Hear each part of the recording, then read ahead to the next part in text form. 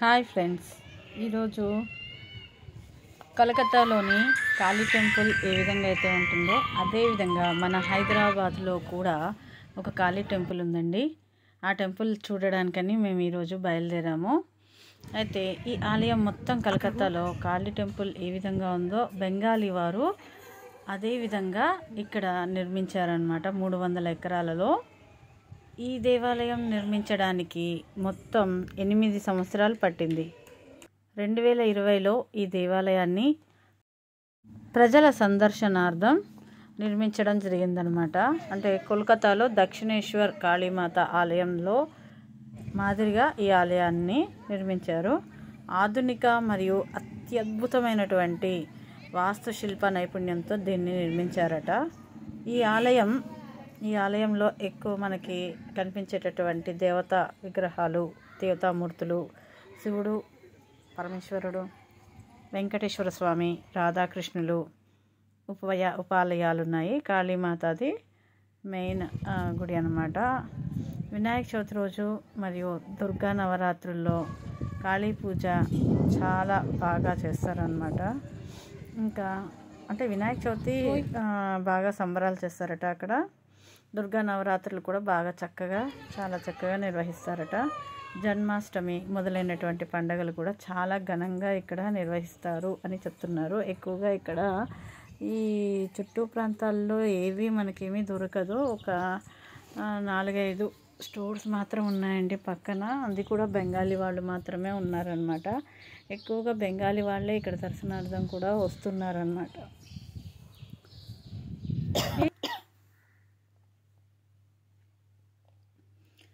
శంషాబాద్ నుంచి మనకి బైక్లో కానీ లేదా కారులో వెళ్తే 1/2 అవర్లో వెళ్ళిపోవచ్చండి. రాళ్ళగడ్డ అని వస్తుంది. దాని తర్వాత నర్కెడ్ అనే ఒక చిన్న గ్రామం వస్తుంది. అంటే మనకి శంషాబాద్ నుంచి వెళ్ళేటప్పుడు సిద్ధులగుట్ట మరియు ఇంకా అమ్మపల్లి టెంపుల్ అండి. అది దాటిన తర్వాత అదే వరుసలో నేరుగా పోతే మనకి నర్కెడ్ అనే చిన్న గ్రామం వస్తుందన్నమాట. బస్సులో అయితే 455 బస్సు వెళ్తుంది, కానీ 455C బస్సు వెళ్తుందండి. కానీ నర్కెడ్ నుంచి లోపలికి ఆలయానికి దర్శించాలి అని అంటే చాలా లోపలికి నడవాల్సి వస్తుంది, ఒక 2 కిలోమీటర్లు. కాబట్టి ఓన్ వెహికల్ అయితే బెస్ట్ అని చెప్తున్నాను. కానీ లోపల గుడిలోకి వెళ్ళిన తర్వాత మాత్రం ఎంత ప్రశాంతంగా ఉందంటే నిజంగా అసలు చూడముచ్చటగా ఉన్నాయన్నమాట. అంటే భాగవతంలోని సన్నివేశాలన్నీ కొన్ని ఇలా గోడల మీద, ప్రహరీ గోడల మీద చిత్రీకరించారు. అంటే శిల్ప నైపుణ్యమే. అదేవిధంగా కాళీమాత విగ్రహం చూడండి ఎంత చక్కగా చిత్రీకరించారు.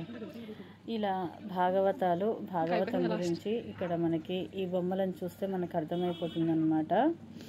నెక్స్ట్ అదేవిధంగా ఇక్కడికి చేరుకోవడానికి మాకు అంటే ఒక అరగంట పట్టిందండి. మేము బైక్లో వెళ్ళాము. అరగంటలో మేము ఇక్కడికి శంషాబాద్ నుండి చేరుకున్నాము. ఇంకా అమ్మపల్లి టెంపుల్ నుంచి చాలా నేరుగా ఉంటుంది దారి, చాలా బాగుంటుంది. టెంపుల్ కూడా చాలా ప్రశాంతంగా ఉంది. కాకపోతే టైమింగ్స్ మాత్రం ఈ టెంపుల్వి ఉదయం 8 గంటల నుండి మధ్యాహ్నం 12 గంటల వరకేనండి. 12 గంటలకు క్లోజ్ చేసేస్తున్నారు. మేము వచ్చే సమయానికి క్లోజ్ అయిపోయింది. మేము అప్పుడే రీచ్ అయ్యామన్నమాట. మళ్ళీ 3 గంటల నుంచి 6 గంటల దాకా టెంపుల్ ఓపెన్ అనేది ఉంటుందన్నమాట. పూజలు అన్నీ నిర్వహిస్తూ ఉంటారు. టెంపుల్ మాత్రం చాలా బాగుంది, ప్రశాంతంగా ఉంది. శిల్పకళ నైపుణ్యం కూడా చాలా బాగుంది. నేను ఇంతకుముందు హైదరాబాద్లో పూరి జగన్నాథ్ టెంపుల్లో నేను ఇలాంటి శిల్పకళను చూశాను. మళ్ళీ ఇప్పుడు ఇక్కడ చూస్తున్నాను. వాస్తు ప్రకారం చాలా చక్కగా నిర్మించారట. సందర్శించాల్సినటువంటి ఆలయమే. పూజా సమయాలలో అయితే ఇంకా చాలా చక్కగా ఉంటుంది. చాలా ఘనంగా నిర్వహిస్తారట పూజలు. అక్కడ ఆ ప్రాంతంలో ఉన్నటువంటి వాళ్ళు మాకు తెలియజేశారు.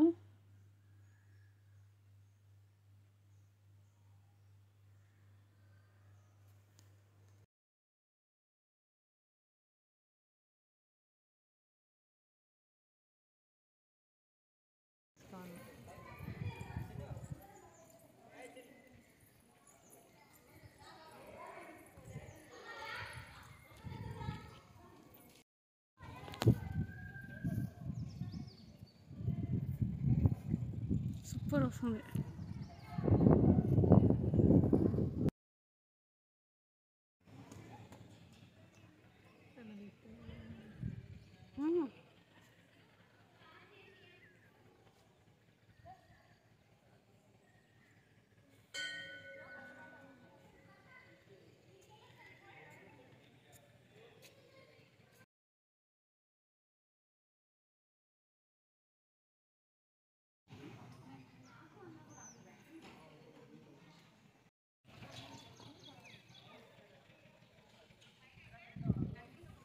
నా ఫోన్లో ఛార్జింగ్ అయిపోయింది అప్పుడే, అప్పటి నుంచి పెట్టాను.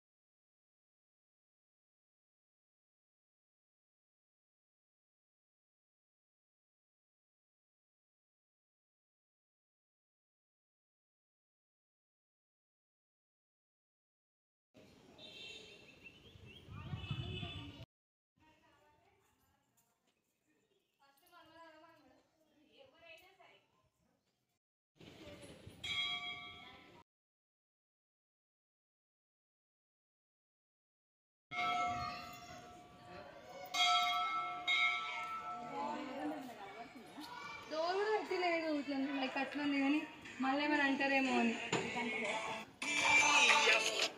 అత్తం